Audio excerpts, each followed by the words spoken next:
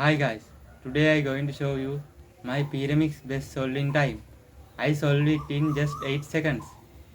Okay, first my mother will suffer now.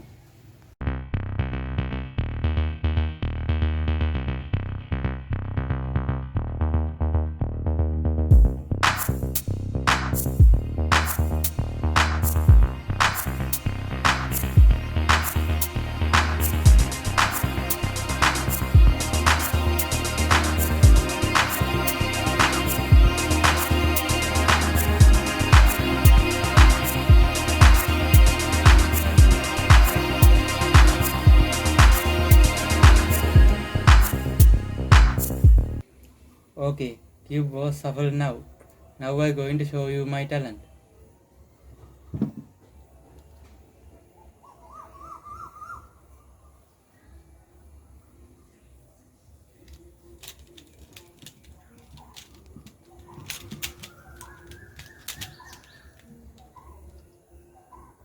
Okay, I done it.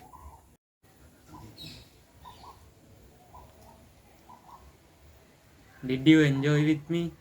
What do you think about my talent? Put it as a comment below.